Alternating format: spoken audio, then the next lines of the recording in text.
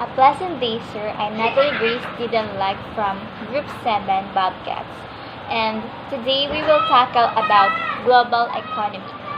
What is global economy? The global economy refers to the interconnected worldwide economic activities that take place between multiple countries. These economic activities can have either a positive or negative impact on the countries involved. But how does global economy work? The global economy has changed significantly over the past few decades in the way that it is organized and governed by collaborating nations. These changes have repercussions that not only affect the flow of goods and services between countries, but also the movement of people. As we've seen on occasion over the last century, too great a fluctuation in this international economic system can lead to a global economic crisis. The global economy comprises several characteristics. First, globalization. Globalization describes a process by which national and regional economies, societies, and cultures have become integrated to the global network of trade, communication, immigration, and transportation. These developments led to the advent of global economy.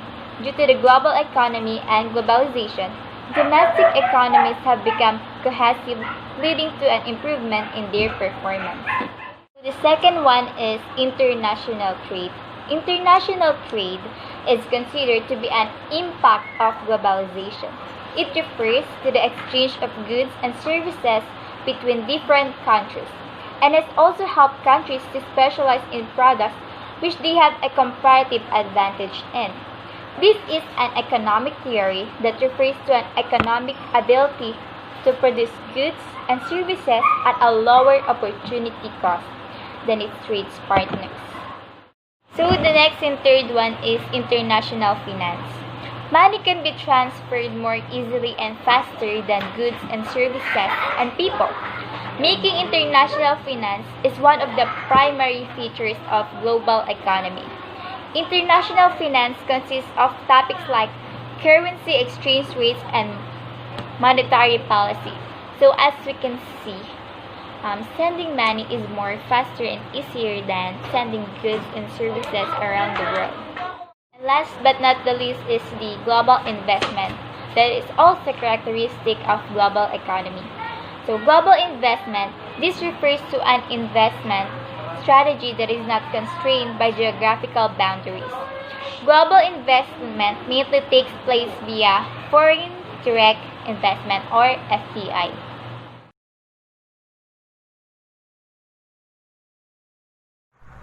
Good day everyone, I am Sunshine Lorenzo, and our topic is all about global economy, wherein global economy is an economic interdependence established between the most influential countries that drives the worldwide economic environment. It is also the aggregate economic output, movement, and influence of all countries. But then, why is global economy important? We can understand the importance of global economy by simply looking at its relation to emerging markets. The example of this is the economic importance of macro and micro level. It says that the increase in the world's population has led to the emerging markets growing economically, making them one of the primary engines of the world economic growth. The growth and the resilience shown by emerging markets is a good sign for the world economy, which is true.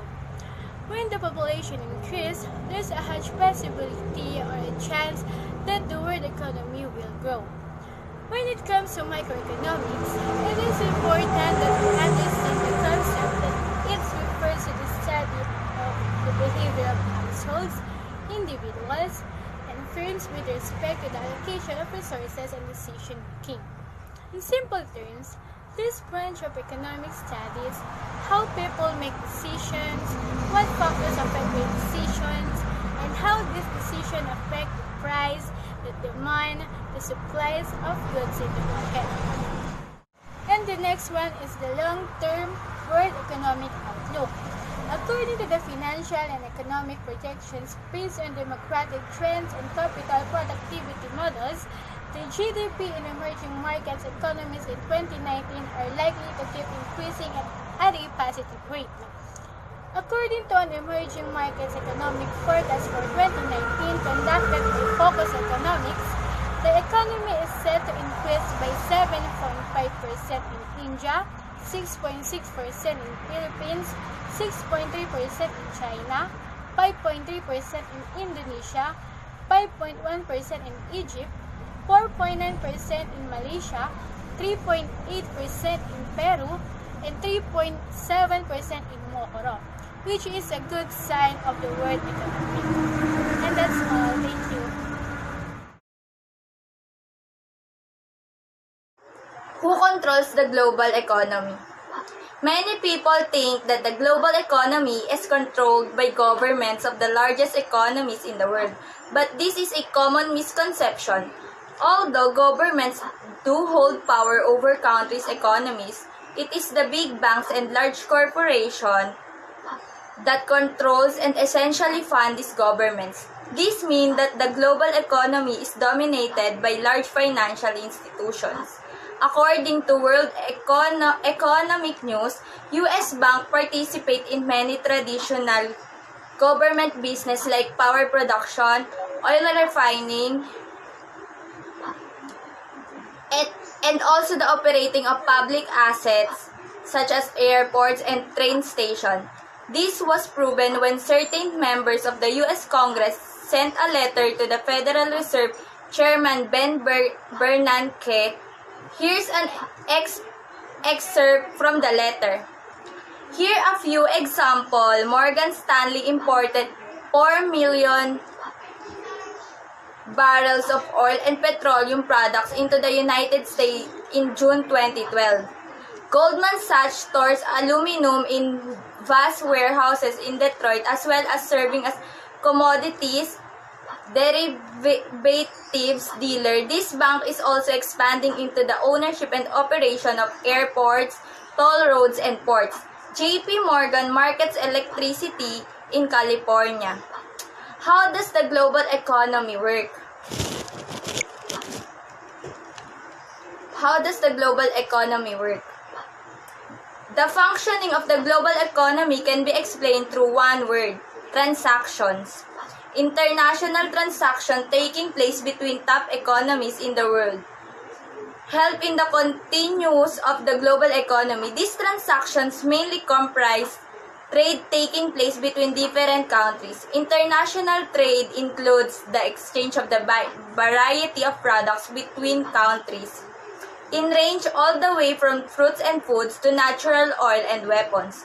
Such transactions have a number of benefits, including providing a production for worldwide economic growth, with the international economy set to grow by 4% in 2019. Source: World Trade Organizations. Encouraging competitiveness between countries in various markets, raising productivity and efficiency across countries, helping in the development of underdeveloped countries by allowing them to import capital goods, machinery, and industrial raw materials, and export primary goods, natural resources, and raw materials.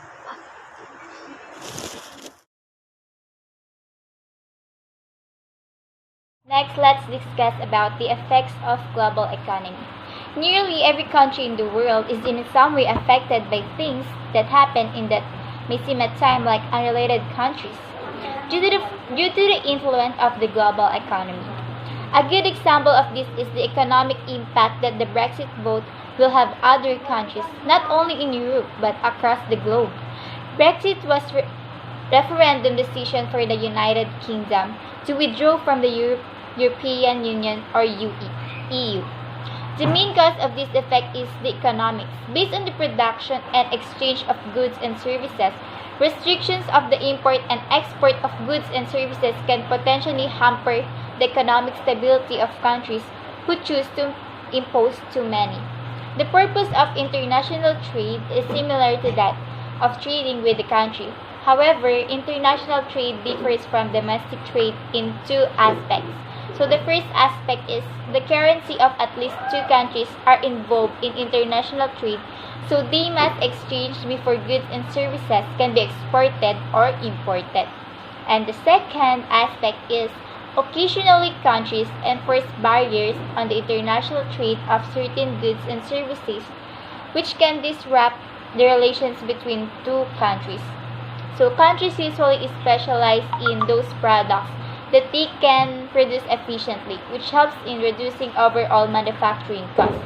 Then countries trade this product with other countries whose product specialization is something else altogether. Having greater specialization helps countries take advantage of economic of scale. Economies of scale refers to the proportionate saving in cost gained by an increased level of production. Manufacturers in these countries can focus all their efforts on building factories for specialized production instead of spending additional money on the productions of various types of goods. Occasionally, countries add barriers to international trade. Some of these barriers include trade affairs, taxes on imports, and trade quotas, limitations on number of products that can be imported to a country. Trade barriers often affect the economies of the trading countries, and in the long run, it becomes difficult to keep employing such barriers. So if there is an effect in global economy, there are also benefits in global economy. So the first one is, number one, free trade. Free trade is an excellent method for countries to exchange goods and services. It is also allow countries to specialize in the production of those goods in which they have a comparative advantage. So the second one is movement labor. Increased migration of the labor force is an advantage for the recipient country as well as for the workers. If a country is going through a phase of high unemployment, workers can look for jobs in other countries. This also helps in reducing geographical inequality. So the third one is increased economies of scale. The specialization of goods production in most countries has led to advantageous economic factors such as lower average cost and lower prices for customers. The next benefit is increased investment. So due to the presence of global economy, it has become easier for countries to attract short-term and long-term investments. Investments in developing countries go a long way in improving their countries. So in the last topic, let's talk about factors affecting global economy. According to the latest economic news, here are some of the key factors that influence and affect how well the global economy works. So, does our global economy really works? Does it give advantages? So the first one we need to look is the natural resources. We have to look in our natural resources if it is okay or it is being abused because of global economy trades. So second one is infrastructure. Third one is population. The fourth one is labor. As I discussed earlier, some persons actually migrate in other country to look for a job, and that is also called global economy, because global economy is the trade of jobs, services, knowledge, and technology. And next one is technology, law, and human capital. So in giving some loans in other country, we might really look if global economy really works, if our economy in country is really increasing. So thank you for listening in our report again. This is Natalie Grace Didanlag and my co-reporters Sunshine L. Lorenzo and Erica May Santos, and we are Group 7 Bobcats. Thank you, sir.